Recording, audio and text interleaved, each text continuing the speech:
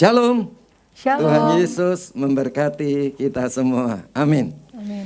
Saudara-saudara yang dikasihi Tuhan, pada pagi hari ini kita akan mendengarkan firman Tuhan dengan tema hubungan anugerah, pengudusan, dan moral.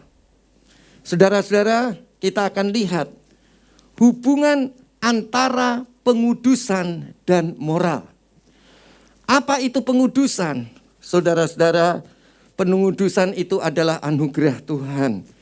Karena Dia mengampuni dosa kita di atas kayu salib. Kemudian Dia membenarkan kita. Dan setelah Dia membenarkan kita, maka Dia menguduskan kita.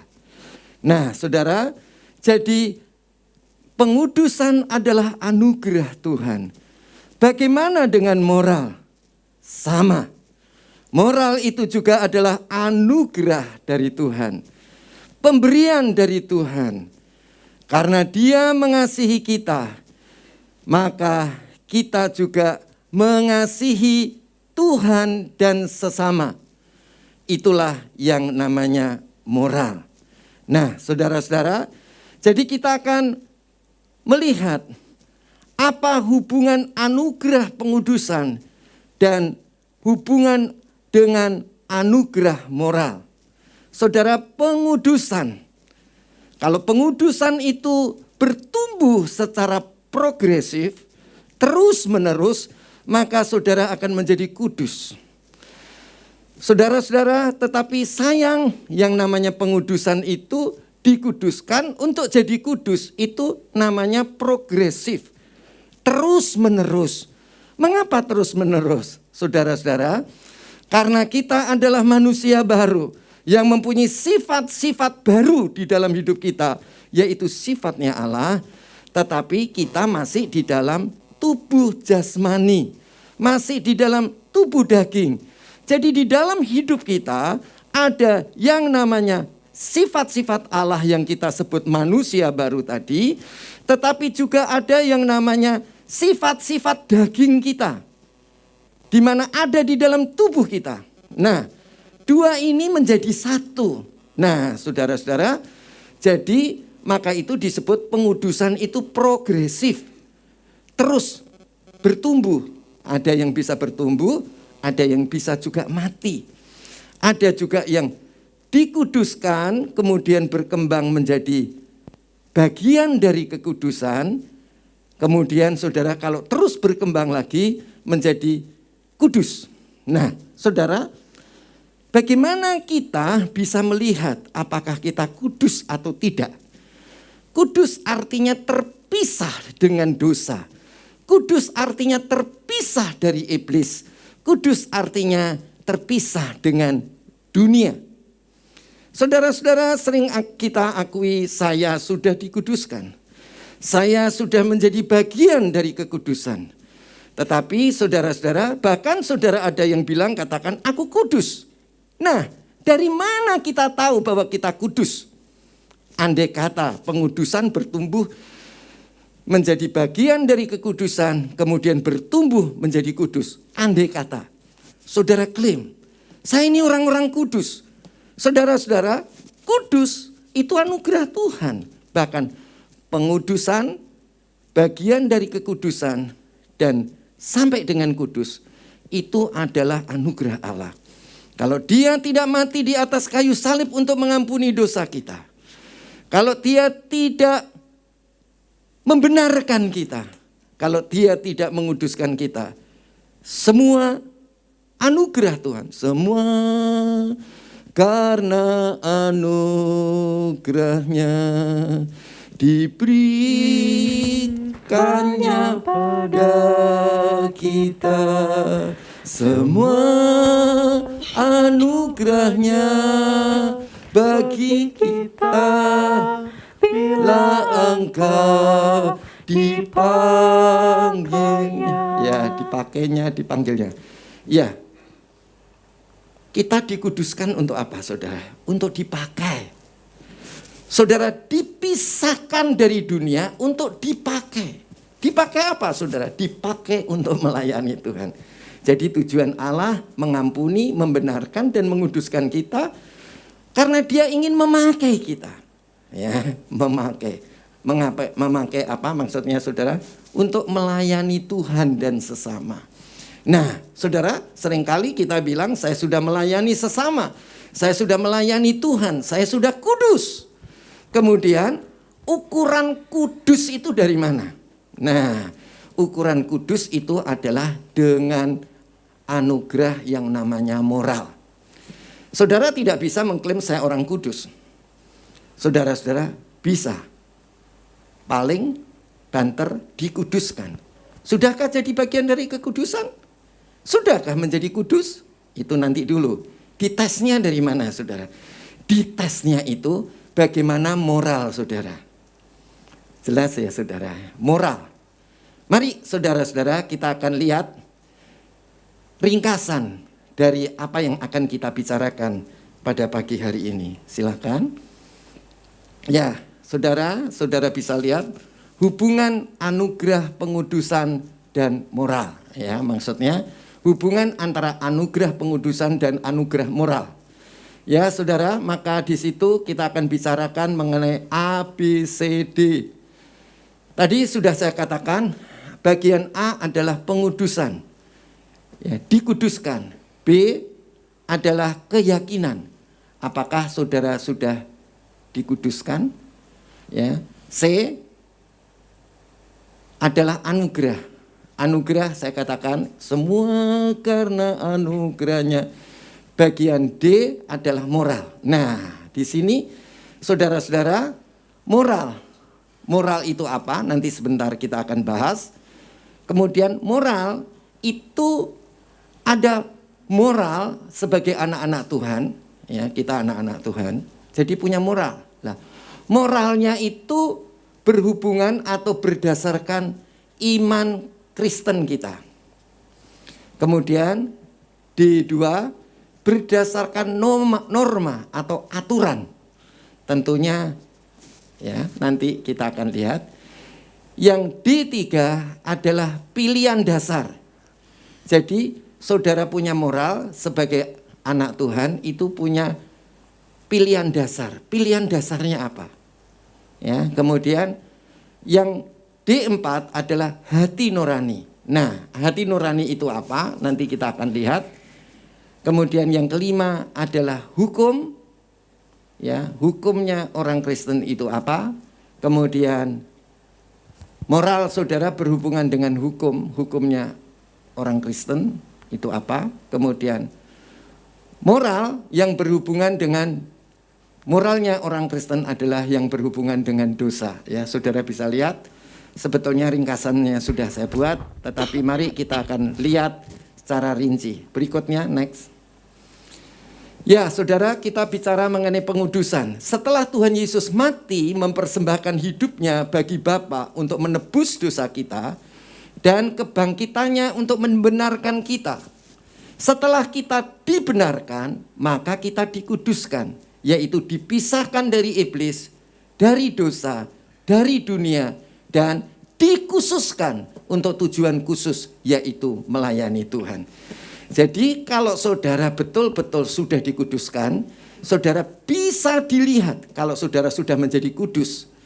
Ya, sudah menjadi kudus, telah dikuduskan bagian dari kekudusan dan setelah menjadi kudus, maka saudara pastilah melayani Tuhan, ya. Oke, artinya tidak di rumah saja. Kemudian kita lihat keyakinan. Apa itu keyakinan, saudara? Keyakinan itu adalah kepercayaan atau keyakinan yang didefinisikan sebagai persetujuan pikiran. Ya, jadi kalau yakin itu pikirannya juga setuju. Jadi bukan yakin di dalam roh saja, tetapi yakin itu sampai dengan pikiran. Persetujuan pikiran dengan kebenaran dari penyataan. Tentu penyataan kita dari mana, saudara? Dari Alkitab. Atau dari apa, saudara?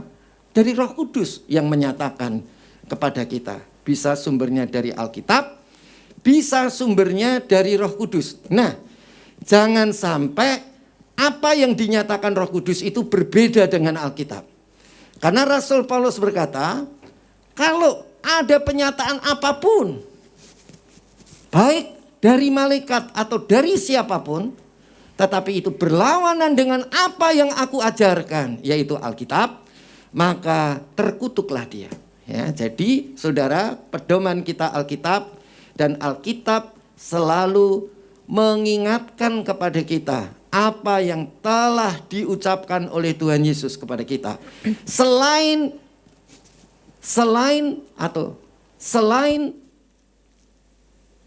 dari apa yang dikatakan Alkitab, itu adalah roh dajjal, adalah roh sesat. Jadi saudara harus tahu pegangannya apa saudara? Alkitab, firman Tuhan itu adalah pedoman kita, di mana Roh Kudus akan mengingatkan ini kepada kita. Roh Kudus tidak pernah berlawanan dengan apa yang dikatakan oleh Tuhan Yesus. Oke, next. Nah, sekarang anugerah. Apa itu anugerah? Kata anugerah berasal dari istilah karis yang diterjemahkan sebagai kasih karunia. Di dalam perjanjian baru kata ini bermakna kemurahan hati Allah yang tidak pantas diterima oleh orang yang layak dihukum. Saudara-saudara, kita ini harusnya sudah dihukum. Kita seharusnya sudah mati. Seharusnya kita tidak bisa berhubungan lagi dengan Allah. Terputus hubungan kita. Tetapi karena dia mati untuk kita, bangkit untuk kita, saudara, menebus dosa kita, membenarkan kita, mengkuduskan kita, maka saudara-saudara, kita yang harusnya dihukum, kita dibebaskan. Nah, pembebasan termasuk hubungan kita dengan Tuhan dan memperoleh segala sesuatu yang dari Tuhan, itu namanya anugerah. Jadi kalau saudara dan saya bisa dikuduskan, dibenarkan, itu anugerah. Bagaimana juga kalau saudara punya moral yang baik, itu juga anugerah. Amin saudara. Istilah ini dipakai untuk mengungkapkan sikap Allah yang menyediakan keselamatan bagi manusia. Jadi kita direncanakan Allah untuk diselamatkan, yaitu saudara-saudara dengan cara memberikan anugerah, ya, kasih karunia. Mari saudara, next. Nah, sekarang mulai masuk ke moral. Wow, yang namanya moral itu bermacam-macam, saudara-saudara. Tergantung. Kalau saudara di kelompok orang yang, saudara-saudara, orang yang dunia, ya saudara, pasti moral itu ya seperti orang dunia. Tetapi kalau saudara sebagai orang Kristen itu punya moral tersendiri. Ya, moralnya orang dunia, orang yang belum kenal Tuhan, sama kenalnya orang yang sudah kenal Tuhan, itu beda. Moralnya beda. Nah, di sini saya akan coba ungkapkan. Saat kita memikirkan kata moral, hal yang mungkin muncul di benak kita ialah mengenal apa yang berlaku benar di dalam tata cara kita bermasyarakat. Jadi saudara, benar itu bermoral, itu artinya benar. Benar di mana? Di masyarakat. Jadi yang menentukan benar tidak itu masyarakat, saudara-saudara. Jadi bukan kita.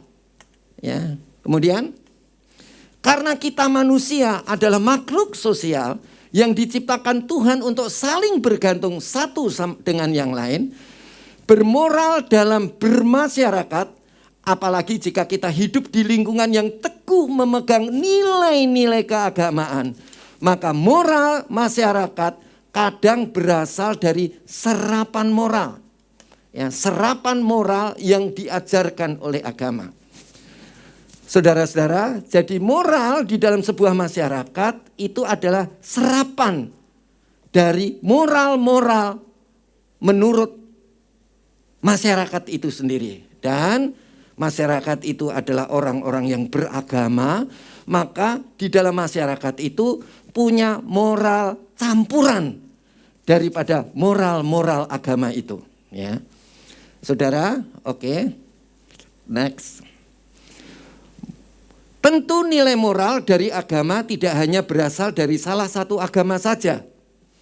namun berasal dari semua agama yang sudah dianggap oleh seluruh masyarakatnya keberadaannya. Jadi moralnya agama A, agama B, agama C, agama D itu diakui oleh masyarakat dan itu menjadi campur aduk. Jadi moral agama A beda dengan moral agama B, beda dengan moral agama C, atau mungkin dengan keyakinan dari masyarakat A, keyakinan dari masyarakat B dicampur aduk dan itu kemudian diakui itu sebagai moral. Ya. Jadi dengan begitu maka semua agama mengajarkan hal yang sama. Apa saudara yang diajarkan oleh semua agama? Yaitu bagaimana menjadi manusia yang bermoral. Mari next. Next. Terlompat. Jika kita persempit, maka kita sebagai pengikut Tuhan Yesus, kita belajar untuk dapat hidup bermoral secara moral Kristen. Ya, jadi moral masyarakat sama moralnya anak Tuhan beda dalam hidup sementara di dunia ini. Jadi moralnya beda. Ya, jadi moralnya keluarga kita dengan keluarga orang lain, dengan setelah dia percaya sama Yesus, itu moralnya berbeda. Ya, ini sekarang kita lihat hidup sebagai orang Kristen yang juga bermoral Kristen. Kita bisa sebagai orang Kristen, tapi moralnya bukan moral Kristen, bisa. Ya. Dan orang biasa katakan itu Kristen KTP. Ya. Hidup sebagai seorang Kristen yang juga bermoral Kristen akan dilihat dalam beberapa hal yang menyangkut ini. Apa yang menyangkut saudara? Jadi kalau saudara orang Kristen, saudara mesti dilihat, oh moralnya Kristen enggak? Oh moral Kristen. Nah, moral Kristen itu bisa dilihat dari 6 hal. Yang pertama, iman Kristen, norma. Ya. Jadi moral iman Kristen. Yang kedua, moral norma atau norma moral, yaitu aturan dari moral. Yang ketiga, pilihan dasar. Jadi saudara-saudara, kalau saudara punya moral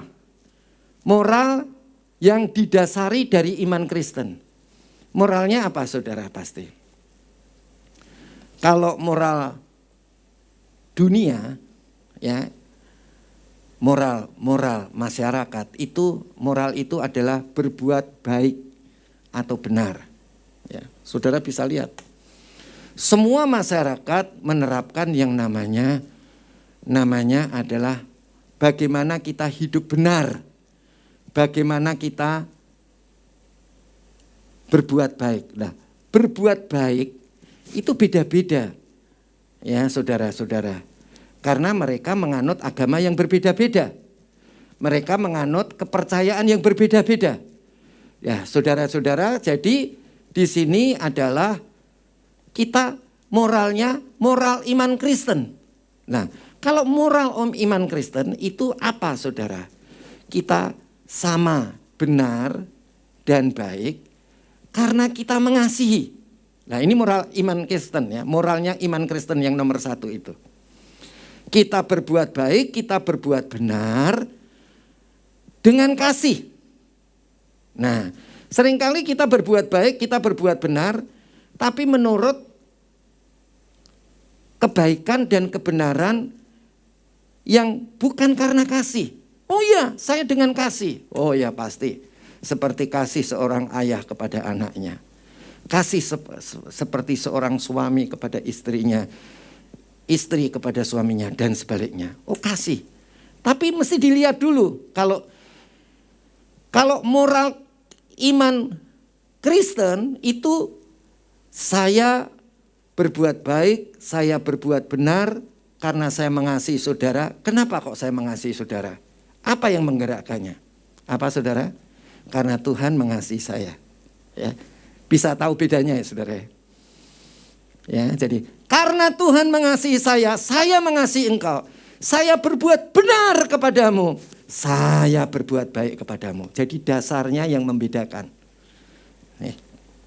Karena Tuhan sudah mati untuk saya. Dia mengampuni, membenarkan dan menguduskan saya. Sekarang saya berbuat baik, saya berbuat benar, saya mengasihi saudara karena Tuhan mengasihi saya. Dia telah menyerahkan nyawanya bagi saya. Saya pun akan menyerahkan nyawa saya untuk saudara. Maka itu apa yang dikatakan di dalam Alkitab.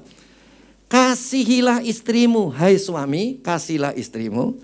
Seperti Tuhan Bapa, maksudnya Tuhan Yesus mengasihi kita. Sehingga dia menyerahkan nyawanya. Yesus sebagai kepala.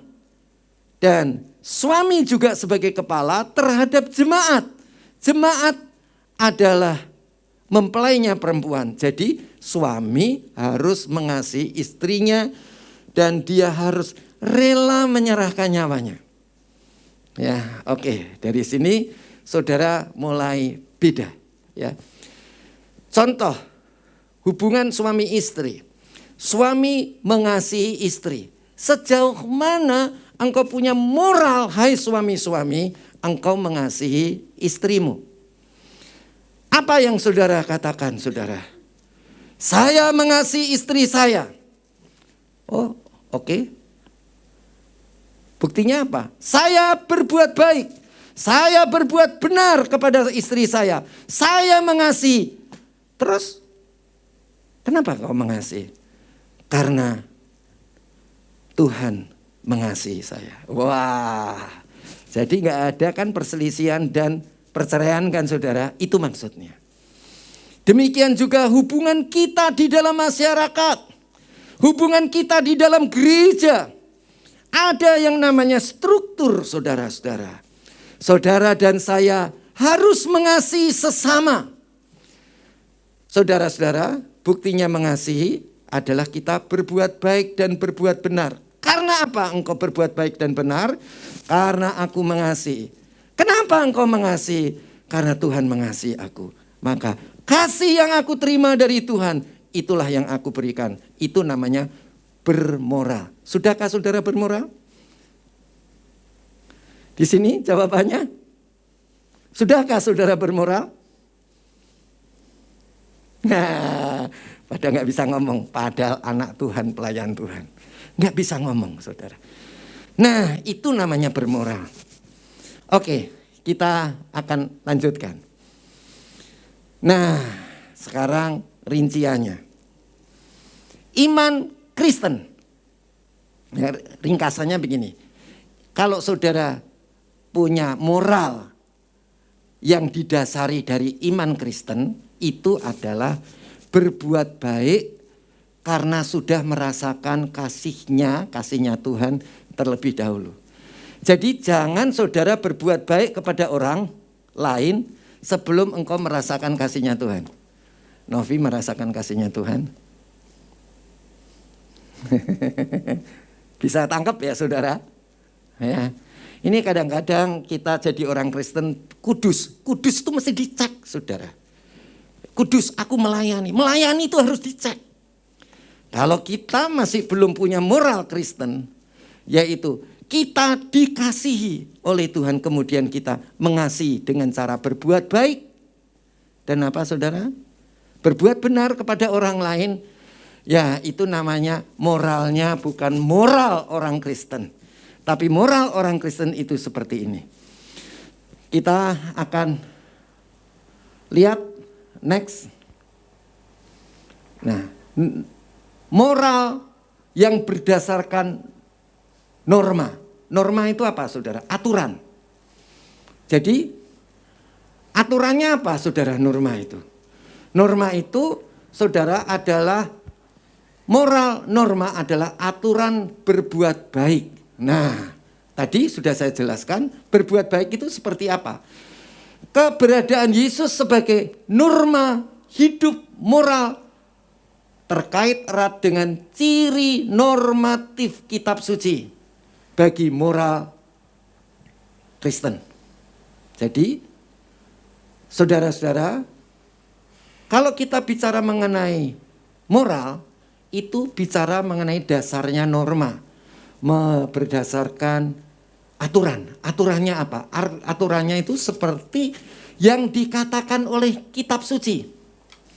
Jadi, saudara-saudara, apa yang dikatakan kitab suci aturannya? Yaitu hubungan dan tegangan. Waduh, hubungan dan tegangan. Saudara pasti bingung, ya. Hubungan moralnya, moral berbuat baik kita, ya, moral atau berbuat baik kita itu dasarnya adalah norma, adalah aturan. Aturannya apa? Aturannya adalah saudara punya hubungan. Hubungan itu apa, saudara? Kalau saudara dengan orang lain pasti pentingkan hubungan, betul nggak? Iya. Ya, saya nggak mungkin berhubungan dengan orang lain tanpa memperhatikan hubungan. Betul nggak, saudara? Betul. Ya, hubungan pasti. Saudara kalau jaga hubungan harus bagaimana, saudara? Saya seorang marketing. Saya tahu namanya menjaga hubungan. Klien saya mau ngomong apa saja, saya bilang oke, betul, amin, yes, ya kan? Itu untuk jaga hubungan. Tetapi saudara, yang namanya orang bermoral dasarnya adalah norma. Orang yang berbuat baik dasarnya adalah norma. Orang yang berbuat benar dasarnya adalah norma. Saudara-saudara, orang itu pasti punya tegangan. Coba kalau saudara bilang, saudara punya anggota sel. Terus kemudian anggota sel saudara begini. Ini kan musim corona. Omikron semua kena. Ya kan? Saudara kan pasti jaga hubungan dong. Iyalah, kalau memang semuanya pada sakit, ya udah, yang namanya sakit, ya nggak apa-apa, ya kan? Namanya sakit kan, nggak apa-apa, maklum. Itu jaga hubungan. Kalau tegangan apa, saudara, tegangan? Tegang itu artinya sedikit tarik otot. Tegang, namanya juga tegang. Apa tuh tegangan? Ya saudara, tegangan itu maksudnya begini. Iya, maklum, memang begitu. Tapi saudara, kalau namanya punya norma, punya aturan sesuai dengan normanya Tuhan Yesus dan sesuai dengan Alkitab, kitab suci, saudara harus bicaranya begini. Gimana? Bisa dibantu saya? Tegangannya apa, saudara? Ya, saudara harus membangun, menasihati dan menghibur. Jadi seperti tugasnya Roh Kudus yang ada di dalam kita. Nubuat itu untuk membangun, menasihati dan menghibur. Jangan jaga hubungan doang. Tapi saudara harus memberikan tegangan. Artinya orang itu harus dipacu untuk bertindak dengan iman. Ya. Kalau saya sudah bertindak dengan iman, sakit gimana? Nah, kita sudah pelajari kalau kita beriman tapi masih omongan kita nggak berhasil. Ya, apa yang kita katakan tidak terjadi, mesti introspeksi diri. Ya, introspeksi dirinya apa, saudara? Apakah saya sudah hidup saya berdasarkan kasih? Nah, kembali moral kan? Ya, jadi saudara, jadi moral itu bicara mengenai saudara berbuat baik, berbuat benar, karena dan mengasihi orang lain itu, tapi karena dikasihi Tuhan, karena kita merasa dikasihi Tuhan. Nah, itulah yang namanya saudara hubungan baik is okay, ya. Iya, saya paham. Amin, amin. Seperti orang konseling. Kalau orang konseling kan pasti bilang iya supaya dia cerita semua. Setelah cerita semua itu untuk menjaga hubungan. Setelah saudara menjaga hubungan, saudara harus memberi tegangan. Apa itu tegangan? Saudara harus ngomong yang menurut Alkitab itu seharusnya gimana. Bisa paham? Ya. Oh ya, saya datang tadi terlambat. Kenapa terlambat? Oh, karena macet. Kita harus bilang apa? Oh iya, betul, bagus, macet, ya kan? Enggak apa-apa, ya kan? Tapi saudara tidak sekedar jaga hubungan, Tetapi saudara harus memberi tegangan. Apa itu tegangan? Ya, pacu dia. Kalau kita bekerja atau melayani Tuhan, jangan telat. Jadi gimana caranya? Berangkatmu jam berapa? Jam 4 pagi misalnya. Karena tempatnya jauh di Sumatera. Ya kan, harus pergi ke sini ya kan. Jadi apa yang harus dilakukan? Ya udah, kalau gitu naik travel yang lebih pagi lagi, jam 3 pagi. Kalau masih telat lagi, jam berapa? 2 pagi. Ya, begitu kira-kira ya. Jadi saudara harus beri tegangan. Saudara harus cari solusinya. Ya. Solusinya apa saudara-saudara? Kita harus dengan iman, ya saudara. Nah, maka itu antara imam dan moralitas, ya. Jadi batasan ukuran dari perbuatan, aturan ukuran dari moral itu perbuatan baik, ya. Itu ada, harus saudara kasih yang namanya aturan. Nah, di sini kan dikatakan hubungan dan tegangan antara imam dan moralitas. Moralitas itu kan berbuat baik, berbuat benar, berbuat kasih karena kita mengasihi Tuhan. Berbuat kasih karena kita dikasihi Tuhan dan kita dikasihi Tuhan. Nah, kalau kita dikasihi Tuhan, saudara-saudara, pasti saudara akan menunjukkan jalan yang benar. Jalan yang benar itu sebagai imam. Imam itu apa, saudara? Imam itu perantara antara Allah dan manusia, antara manusia dan Allah. Saudara itu imam. Jadi kalau saudara orang itu mengatakan, waduh, corona ini merajalela, semua orang hampir kena.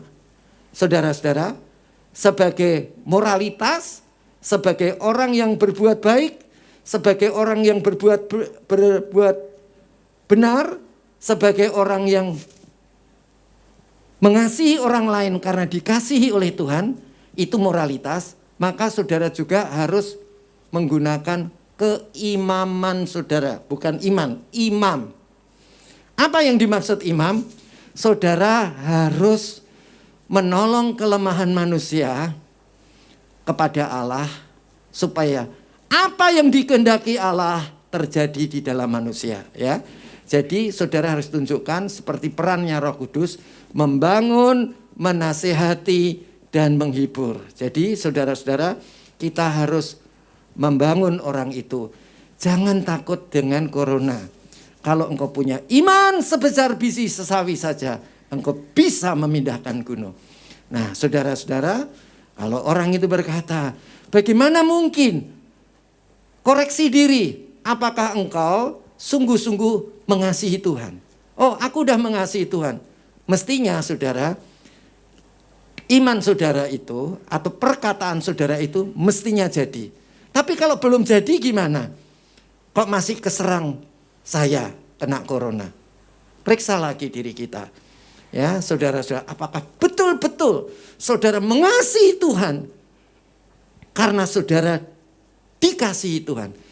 Atau betulkah karena engkau mengasihi sesamamu karena engkau dikasihi Tuhan? Engkau merasa kasihnya Tuhan. Jadi kalau engkau merasa kasihnya Tuhan, kasihlah orang lain. Dan kemudian saudara, engkau akan menasihati orang lain itu. Jadi engkau bertindak sebagai imam. Oke, next. Pilihan dasar. Nah, ini penting. Apakah itu pilihan dasar? Pilihan dasar itu adalah suara hati. Ya.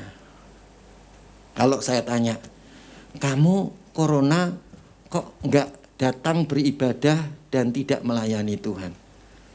Ya, yang pertama, saudara kategorinya pasti yang namanya iman Kristen. Iman Kristen bilang apa, saudara?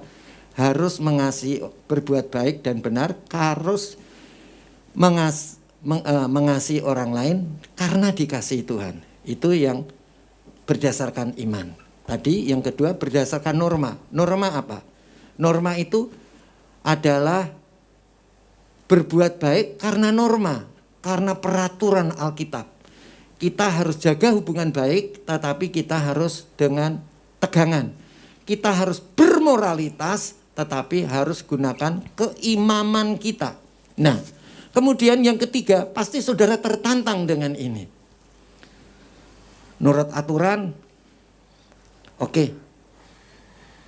Ya kan? Sekarang ditantang yang ketiga. Pilihan dasarmu enggak pelayanan apa? Pilihan dasarmu enggak beribadah kenapa? Nah ini saudara, pasti dari suara hati ya. Jadi moral itu punya dasar namanya pilihan dasar. Ya, pilihan dasar kita setelah yang pertama dengan kasih, yang kedua sesuai Alkitab, yang ketiga adalah sesuai enggak dengan suara hati. Ya kan? Bukan hati nurani saudara. Suara hati sama hati nurani itu beda ya. Hati nurani nanti sebentar, suara hati. Apa itu suara hati? Memberi pertimbangan sebab akibat. Jadi kalau corona begini, menurut moral, menurut iman yang pertama tadi, menurut iman harus gimana saudara menurut iman? Coba dilihatkan yang awal, ringkasan. Ya, oke. Ya, menurut iman saya harus berbuat baik karena merasakan kasihnya terlebih dahulu, kasihnya Tuhan terlebih dulu. Tadi kita sudah masuk di norma, yaitu saya harus berdasarkan aturan. Aturannya apa saudara? Alkitab untuk berbuat baik, untuk bermoral tadi. Yang ketiga, saudara-saudara, pilihan dasar saya apa? Suara hati. Sebab suara hati itu memberi pertimbangan sebab akibat.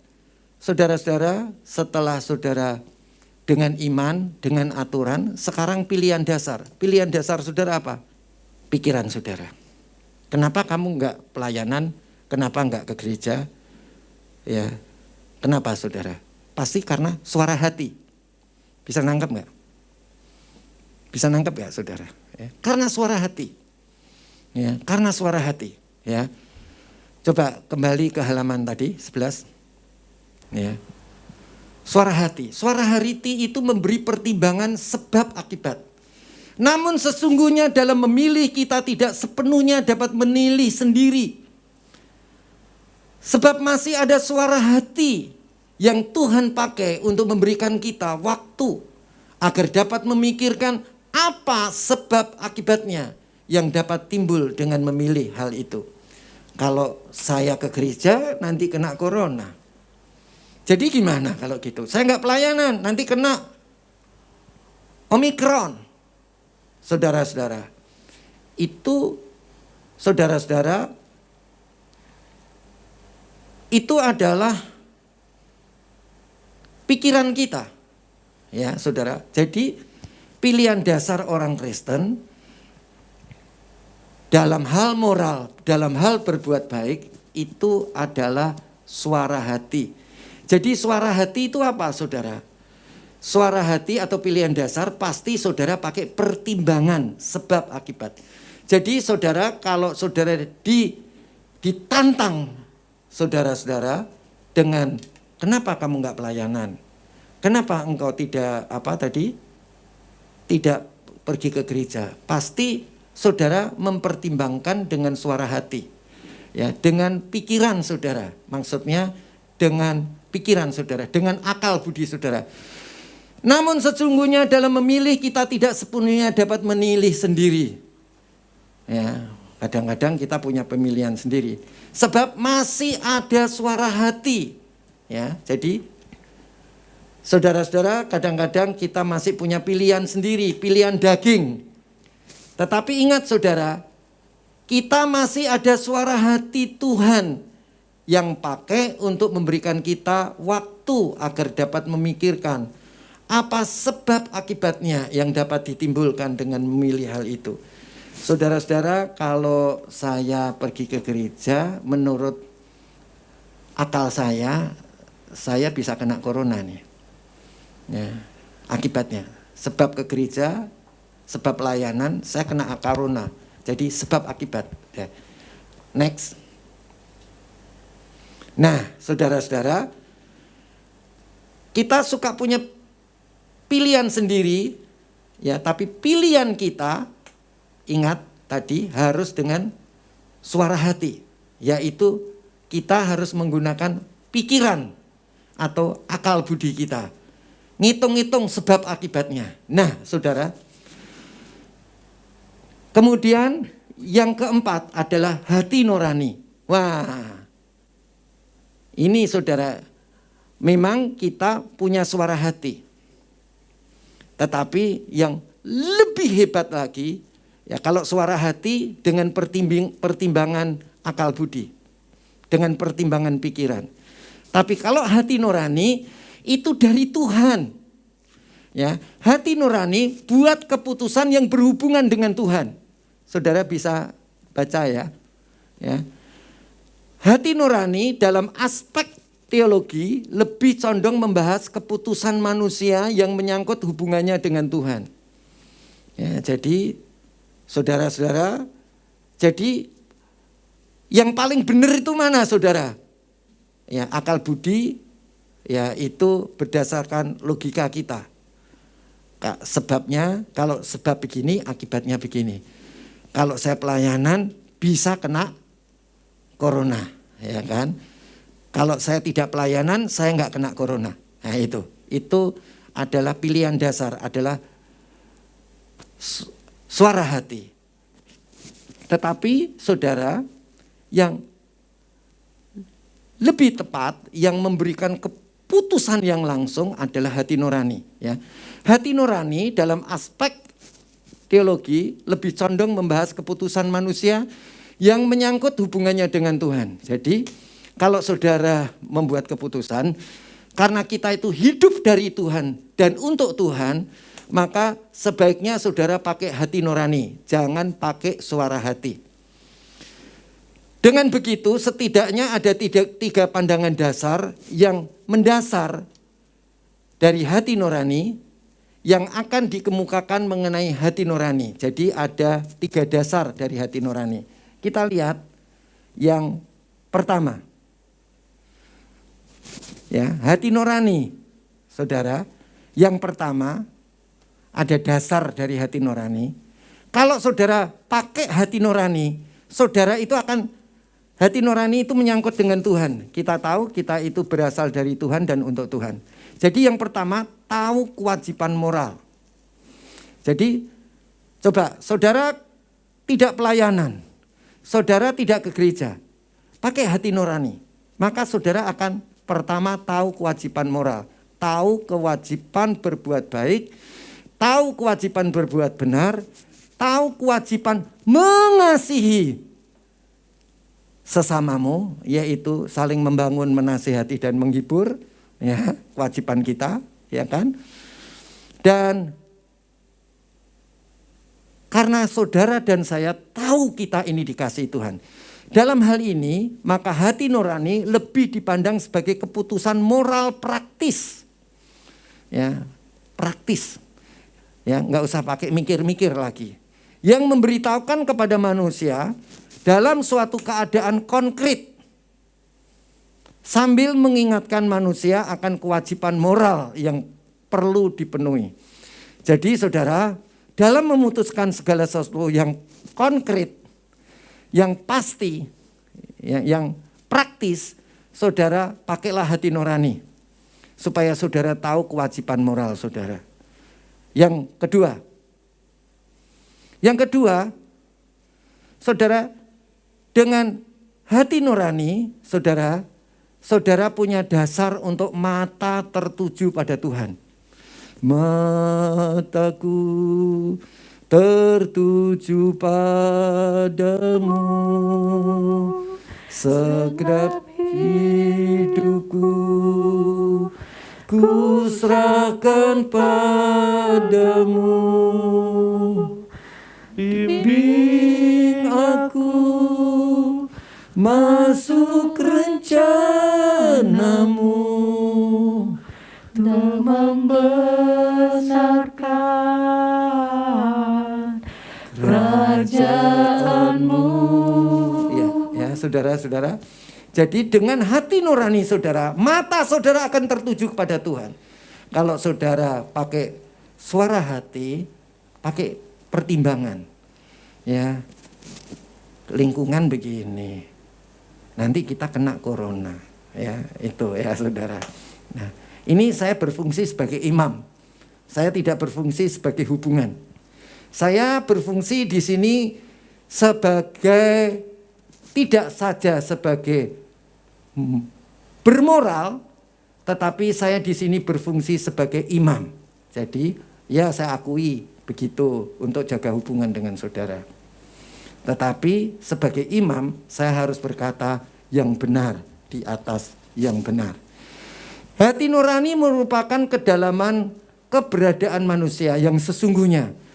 Pusat terdalam pribadi yang tertuju kepada Tuhan yang memelihara manusia.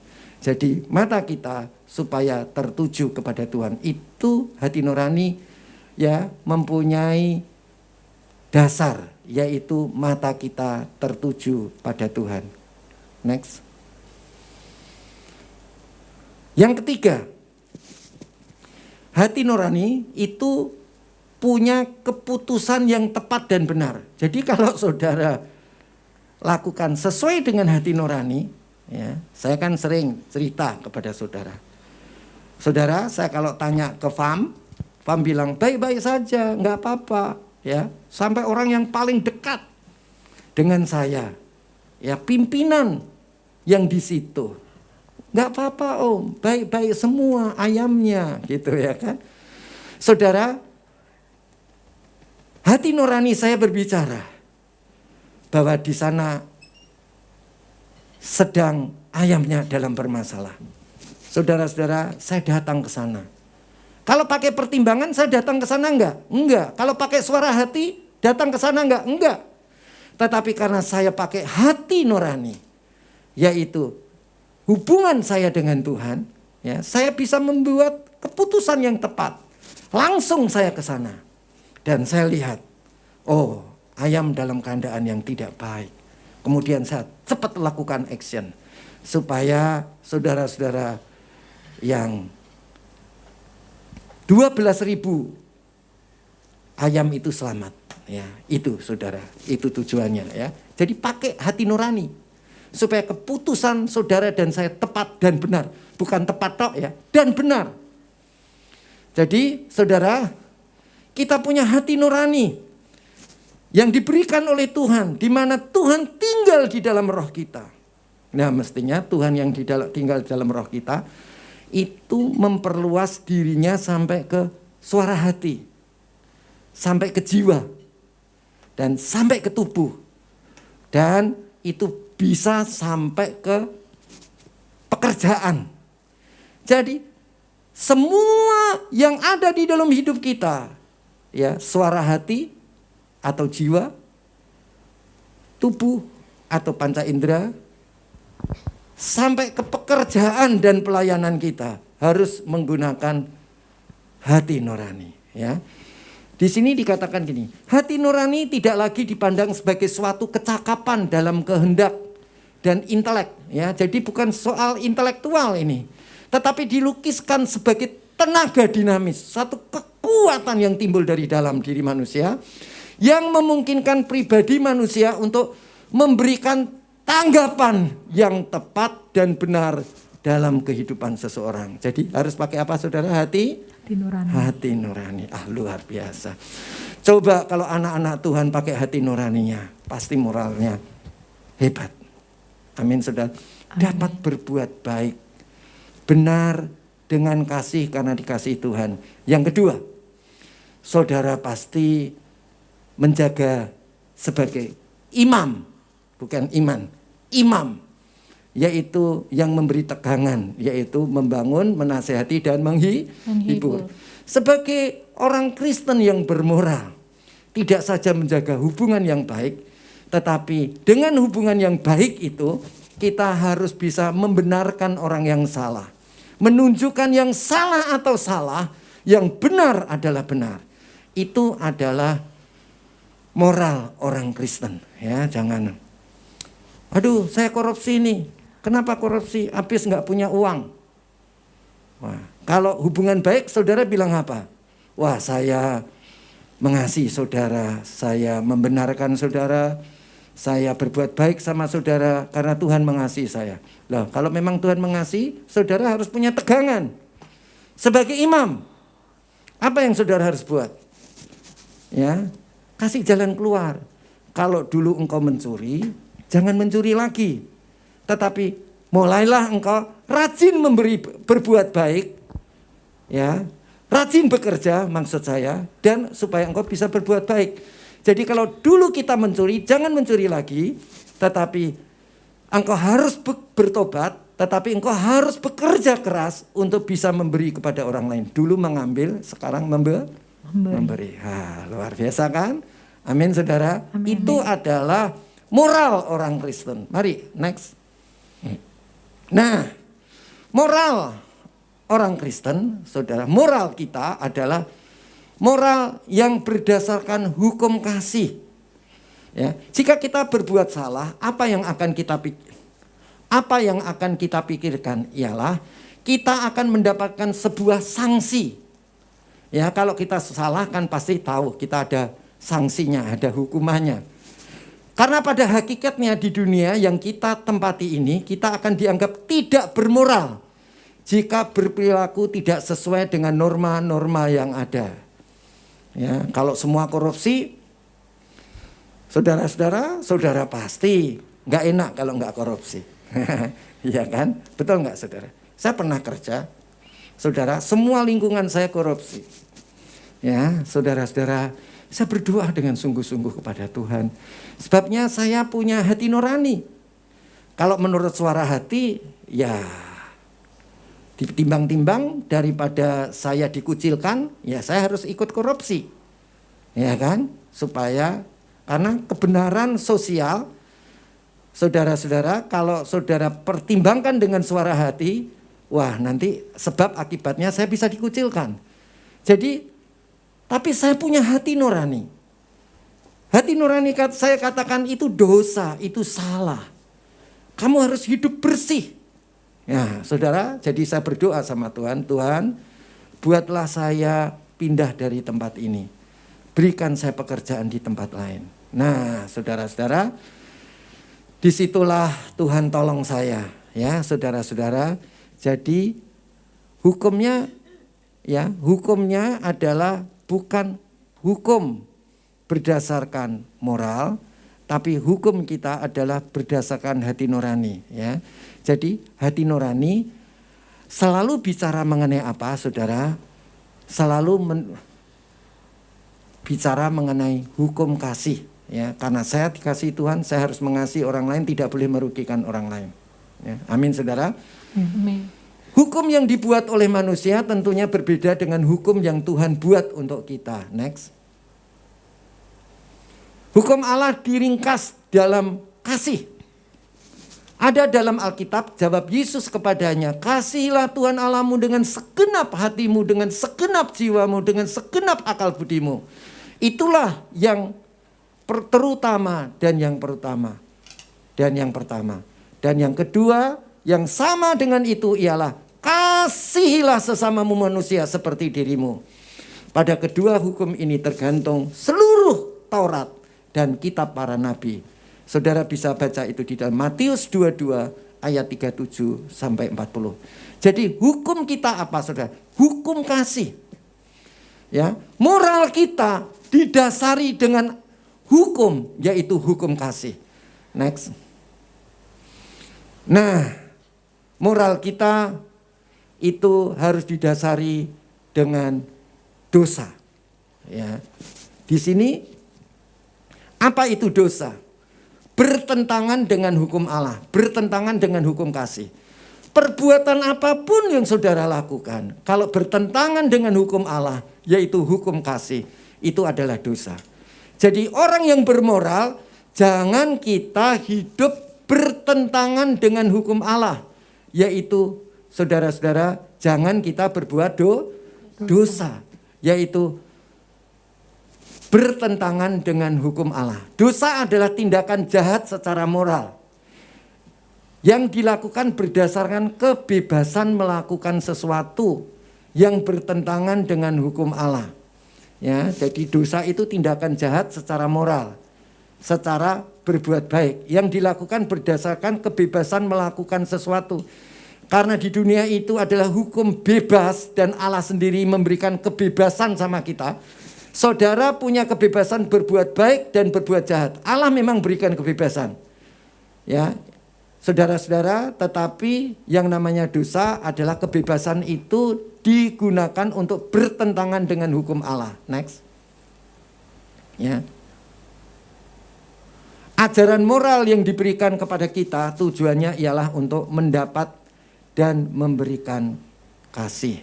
Ya, jadi saudara-saudara, karena jika kita telaah lebih dalam lagi, maka moral anak-anak Tuhan ialah berdasarkan kasih. Kita dasarnya kasih, dikasihi Tuhan, dan oleh sebab itu kita mengasihi sesama dan mengasihi Tuhan. Next. Kesimpulannya, pengudusan kita dapat dilihat dari moral. Wah, saudara, tadi saya udah katakan, saudara bilang kudus, lihat dulu moralnya. Ya kan? Pekudusan sudah berkembang menjadi bagian dari kekudusan, sudah berkembang menjadi kudus. Kalau kudus, saudara, itu adalah tujuannya untuk melayani Tuhan. Nah, tapi kan kita sudah bilang kudus dan melayani Tuhan. Tapi mesti dicek. Pengudusan kita dapat dilihat dari moral kita. Moralnya gimana? Ya, yaitu setelah mendapatkan kasih Tuhan, kemudian kita memberikan kasih Tuhan yang kita terima tadi kepada orang lain. Melalui apa, saudara? Melalui perbuatan baik, melalui hidup benar. Ya, baik, benar. Dan karena kita dikasihi Tuhan, maka kita mengasihi sesama kita. Itu berbuat baik dan benar. Atau kita sebagai imam yang bermoralitas.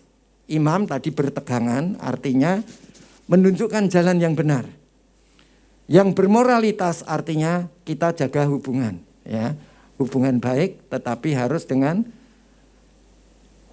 bertegangan atau sebagai imam atau menunjukkan jalan yang baik, yaitu dengan cara membangun, menasehati dan menghibur. Jangan hanya berbuat baik saja, tetapi harus membangun, menasehati dan menghibur. Amin. Mari saudara kita tutup dalam doa. Mari kita bangkit berdiri. Inarala sande. Inaralaku. Nukorolo sande. Itanakana. Terima kasih Tuhan.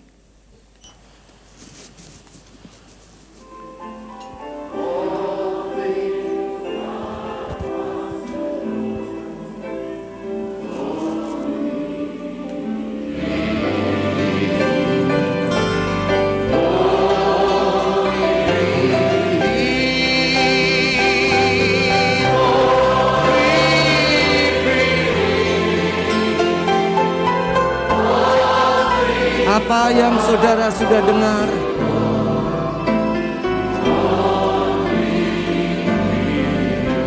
yaitu firman Allah. Firman Allah adalah kebenaran. Suara hati memberi pertimbangan sebab akibat. Tapi perbuatan kita adalah berdasarkan hati nurani yang murni.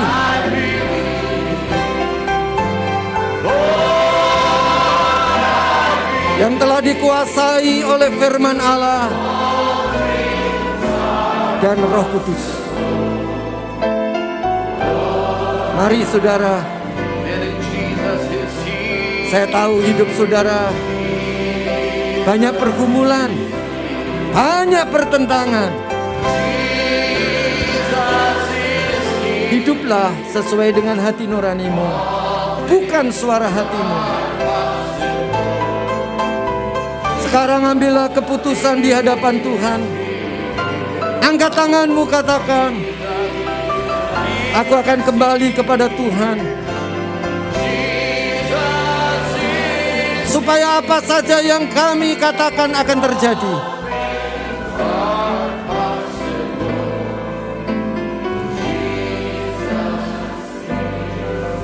Tidak ada barang yang mustahil di hadapan Tuhan.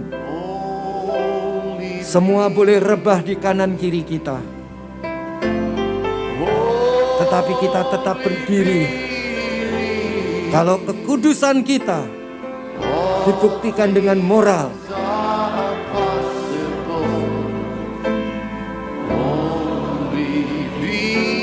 Moral sebagai imam dan bermoral. Jaga hubungan baik, tetapi jadilah imam untuk orang lain. Inarala sando irahate naso.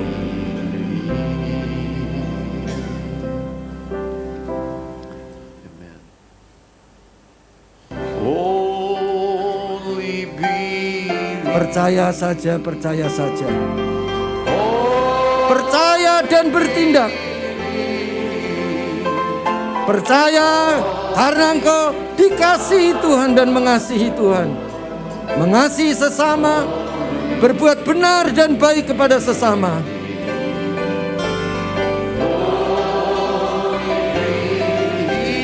Ambillah kesempatan yang baik. Ambil keputusan pada pagi hari ini. Kuasa Tuhan sama dulu, sekarang, dan selama-lamanya.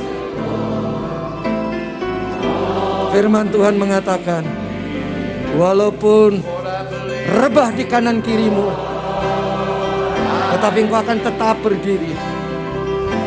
Racun maut pun tidak akan membahayakan engkau. Dasarnya adalah dikasihi Tuhan, mengasihi Tuhan dan mengasihi sesama, berbuat baik dan benar. Jangan hanya menjaga hubungan baik, tetapi jadilah imam.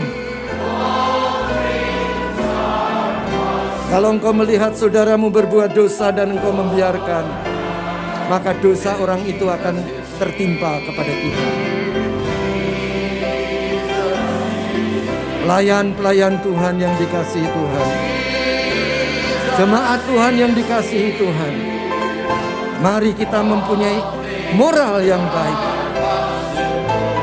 berdasarkan hati nurani, supaya saudara dan saya punya keputusan yang tepat. Jangan hanya dengan suara hati, tetapi dengan hati nuranimu yang murni, yang dipenuhi dengan firman Allah dan Roh Kudus. Imanmu menyembuhkan engkau. Imanmu menyembuhkan engkau. Imanmu memulihkan keluargamu.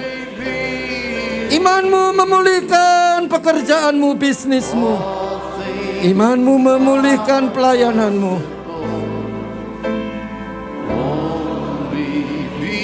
Jangan dengan suara hati saja, tetapi ambil keputusan yang tepat sesuai dengan hati nuranimu. Apa yang dikatakan hati nuranimu jangan ditunda-tunda dengan suara hati, dengan pertimbangan sebab akibat. Dalam nama Yesus, jadilah menurut imanmu. Amin.